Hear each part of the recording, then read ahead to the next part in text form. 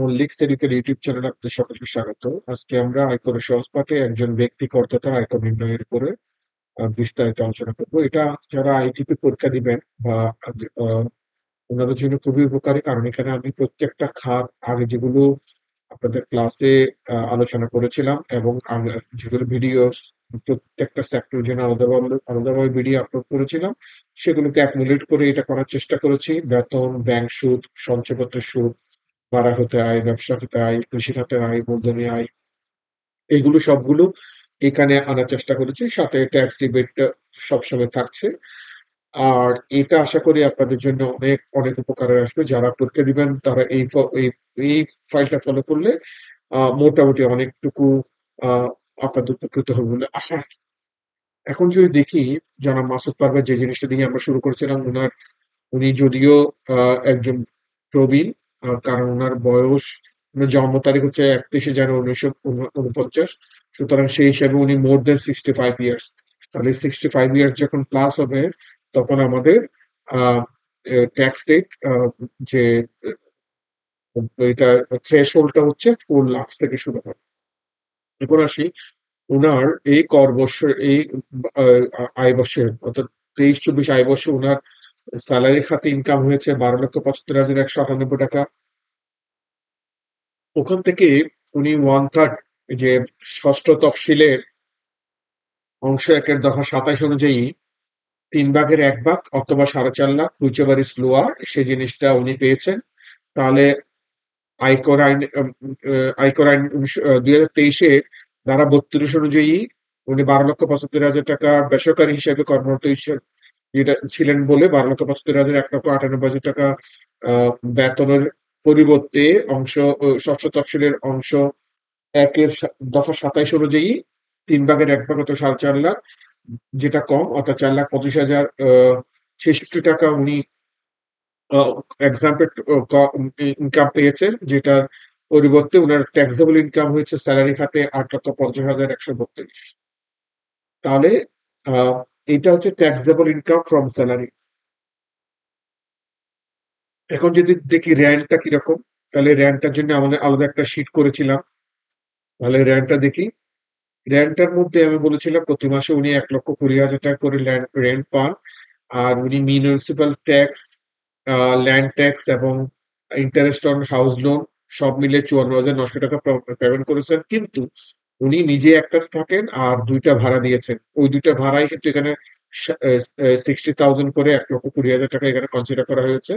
তাহলে এই 54,000-এর 3/2 অংশ উনি মিউনিসিপাল ট্যাক্স বা এই যে অ্যালাউয়েবল এক্সপেন্ডিচার হিসেবে ক্লেম করবেন, এবং স্ট্যাটিউটরি অ্যালাউন্স হিসেবে 25% বাদ দেওয়ার পরে তাহলে ওনার হাউস রেন্ট থেকে ইনকাম হচ্ছে 10,43,400।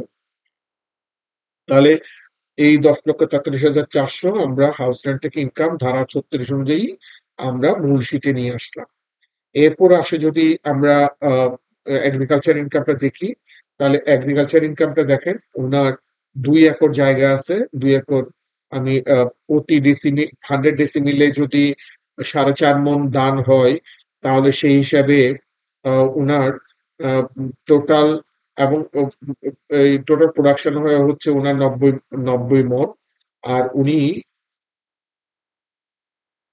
প্রতি মণ 800 টাকা করে সেল করছেন, তাহলে 72,000 টাকা পেয়েছেন, যার মধ্যে 60% ওনার অ্যালাউয়েবল এক্সপেন্ডিচার। তাহলে ট্যাক্সেবল অ্যামাউন্ট হচ্ছে 28,800 টাকা। তাহলে এটা হচ্ছে কৃষি খাতে আয় ওনার 28,800 টাকা। এখানে একটু জিনিস বলে রাখা ভালো, যদি শুধুমাত্র কৃষি কাজ করেন, তা যদি যদি ধরে নিই আমরা, এই মাসুদ পারভেজ সাহেব যদি শুধুমাত্র কৃষি কাজ করতেন, শুধু কৃষি খাতে ইনকাম, তাহলে উনি কিন্তু 2 লাখ টাকা বেনিফিট পেতেন। এটা আমি আরেকটা পর্বে আপনাদেরকে, এর পরের পর্বে অথবা এর পরবর্তী কোনো একটা পর্বে আমি আপনাদেরকে দেখিয়ে দিব।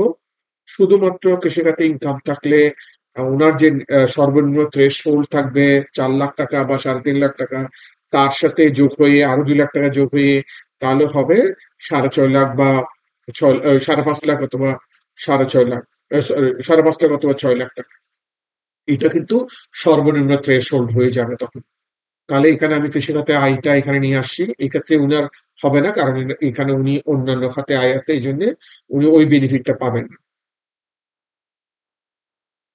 এখন আসি income from business and profession. তাহলে বিজনেস থেকে ওনার কি ইনকাম ছিল? ওনার একটা স্টেশনারি দোকান ছিল, 30 লাখ টাকা ওখানে সেল হয়েছে। আর 24 লাখ টাকা ওনার কস্ট অফ গুড সোল্ড ছিল। এখান থেকে তারা গ্রস প্রফিট হচ্ছে ওনার 6 লাখ টাকা।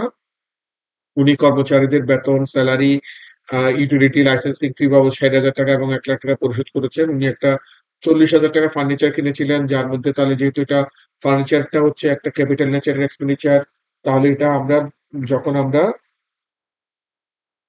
ইনকাম স্টেটমেন্ট হিসাব করি তখন শুধুমাত্র ডেপ্রিসিয়েশনটা নিয়ে আসে। তাহলে ওই 40,000 টাকা 10%, 4,000 টাকা আমি এখানে যদি অ্যালাউবেল ডেপ্রিসিয়েশন হিসেবে নিয়ে আসি, তাহলে ওনার টোটাল 1,64,000 টাকা ওনার খরচ হয়েছে। সুতরাং তাহলে 6 লক্ষ টাকা থেকে 1,64,000 বাদ দিলে 4,36,000 টাকা income from business, business and profit, business income from business. তাহলে সে জিনিসটা দেখেন, এখানে আমি 4,36,000 আমি ধারা 45 অনুযায়ী আমি মূল শিটে নিয়ে আসি।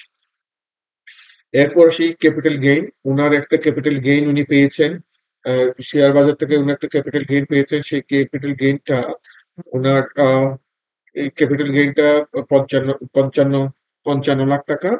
আর 55 লাখ টাকার এগেইনস্টে ক্যাপিটাল গেইন যেটা শেয়ার বাজার থেকে 55 লাখ টাকা পেয়েছেন, কিন্তু আমরা জানি আহ, আহ, আহ, এই সিক্স শিডিউলের যে সিক্স শিডিউলের অংশ একের 36 অনুযায়ী, সিক্স শিডিউল অংশ 1 36 অনুযায়ী কোন ব্যক্তি করদাতা যদি শেয়ার বাজার থেকে লভ্যাংশ মূলধনী লাভ করে থাকেন, তাহলে সেক্ষেত্রে উনার ওই 50 লাখ টাকা পর্যন্ত এটা এক্সাম্পটেড ইনকাম। তাহলে এটা আপনারা দেখে নিবেন, ষষ্ঠ তফসিলের অংশ একের 36-এ দফা 36 এটা বলা আছে। তাহলে ওখানে 50 লক্ষ টাকা যদি ক্যাপিটাল গেইন হিসেবে বাদ যায়, তাহলে বাকি 5 লাখ টাকা ট্যাক্সেবল ইনকামে আসবে। তাহলে সেটাও আমরা বুঝলাম। সেটা এটা আহ, এটা আগে ছিল এসআরও তে, এখন এটা দফাতে নিয়ে আসছে। আপনারা দেখলে বুঝতে পারবেন এই এই এই জিনিসটা এখন নাই। আহ ষষ্ঠ তফসিলের অংশ একের দফা 36, সিক্স শিডিউল পার্ট 1 দফা 36, এটাতে এই জিনিসটা বলা আছে। 50 লক্ষ টাকা পর্যন্ত এক্সাম্পল। এখন আসি, আহ তাহলে ক্যাপিটাল গেইনটাও নিয়ে আসলাম। এখন উনি একটা জায়গায় বক্তৃতা দিয়ে উনি 90,000 টাকার একটা চেক পেয়েছেন, যেখানে 10,000 টাকা ওনার ট্যাক্স কর্তন করা হয়েছে। সেই 10,000 টাকাটা আমি এখানে বসিয়েছি, এটা সোর্স ট্যাক্স হিসাবে। আর স্যালারিতে 5,000 টাকা ওনার ট্যাক্স কেটেছে, এটাও বসালাম।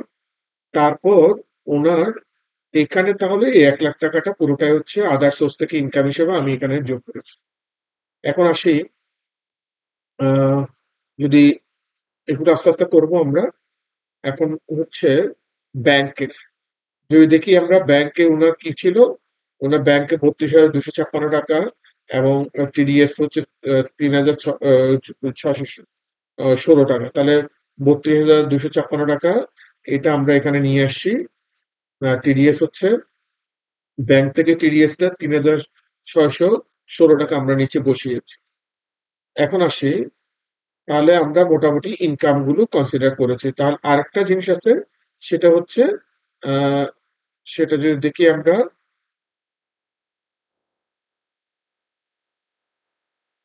বিএসপি ইন্টারেস্ট, ওনার 12,34,246 টাকা আহ, আহ, সঞ্চয়পত্র থেকে সুদ ছিল, সেটা আমরা এখানে বসিয়েছি।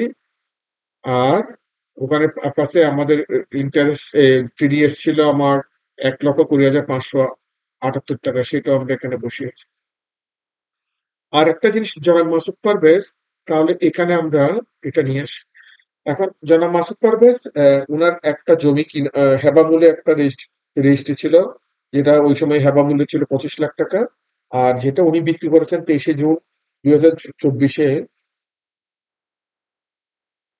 1 কোটি টাকায়। তাহলে সেক্ষেত্রে উনার ক্যাপিটাল গেইন ল্যান্ডের মধ্যে হচ্ছে এটা ফাইনাল সেটেলমেন্ট হিসেবে আসবে ৭৫,০০০ টাকা।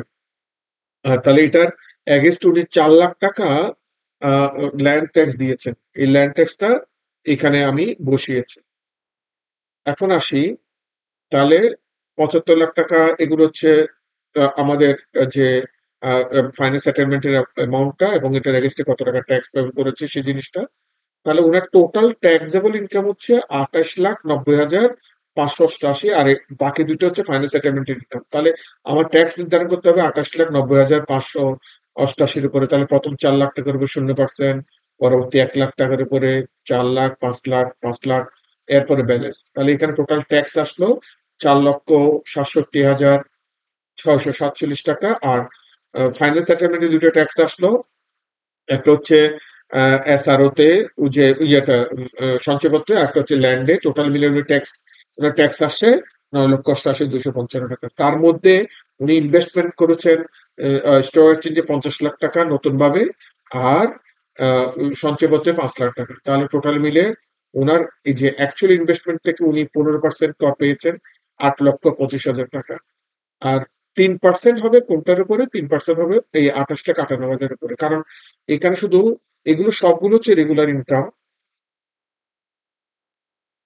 এই রেগুলার ইনকাম গুলো এগুলোর উপরে উনি 3% এখানে ৮৫,৭৫০ টাকা উনি রেগুলার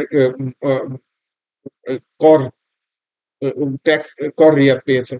তাহলে তিনটার মধ্যে যেটা লোয়েস্ট হবে ৮৫,৭৫০ টাকা, সেটা আমরা কনসিডার করবো। তাহলে ৯,৮৮,২২৫ থেকে ৮৫,৭৫০ টাকা বাদ দিলে ৯,০২,৪৭৫ টাকা। আহ আর এখান থেকে ট্যাক্স ডিডাকশন হয়েছে, দেখেন আপনারা এখানে কনসিডার করেছিলেন ৫,৬৯,১৯৪ টাকা। তাহলে বাকি ব্যালেন্স ৩,৬৩,২৮১ টাকা ওনাকে কর প্রদান করতে হবে। কিন্তু এখানে একটা জিনিস দেখতে হবে, সেটা হচ্ছে উনি 75% of 75% of net tax liability ৯,০২,০০০ টাকা। এটার হচ্ছে এই যে দেখেন 75% নেট ট্যাক্স লায়াবিলিটি ৬,৭৬,৮৫৬ টাকা, যার মধ্যে থেকে উনি প্রদান করেছেন হচ্ছে ৫,৬৯,১৯৪ টাকা। তাহলে কম প্রদান করেছেন ১,৩৭,৬৬২। তার উপরে উনাকে ট্যাক্স দিতে হবে, 10% সুদ দিতে হবে। তাহলে এটা ছিল ১০২ থেকে ৩০/৬/২০০০, ১/৭ ১/৭/২০২৪ থেকে এটা হবে ৩১, যেহেতু ট্যাক্স চেঞ্জ হয়ে গেছে, ৩১/১২/২০২৪ পর্যন্ত সময়ের জন্য ১ বছরের জন্য ট্যাক্স, এটা সরল সুদে ১০%, ১৩,৭৬৬ টাকা। তাহলে টোটাল মিলে এই দুইটা মিলে উনাকে রিটার্নের সাথে ৩,৭৭,০৪৭ টাকা উনাকে পেমেন্ট করে, তারপর হচ্ছে এই ট্যাক্সেশন শিট কমপ্লিট করে, কম্পিটিশনটা করে, রিটার্ন ফিল আপ করে ওনাকে জমা দিতে হবে। আশা করি এই ভিডিওটি আপনাদের ভালো লেগে থাকবে। যদি কোনো প্রশ্ন থাকে আমাকে কমেন্ট বক্সে জানাতে পারেন, মেইলে জানাতে পারেন, ফোনে জানাতে পারেন। আমি চেষ্টা করবো আপনাদের জিজ্ঞাসাগুলোর উত্তর দেওয়ার জন্য। আর এই ভিডিওগুলো দেখার জন্য অশেষ ধন্যবাদ।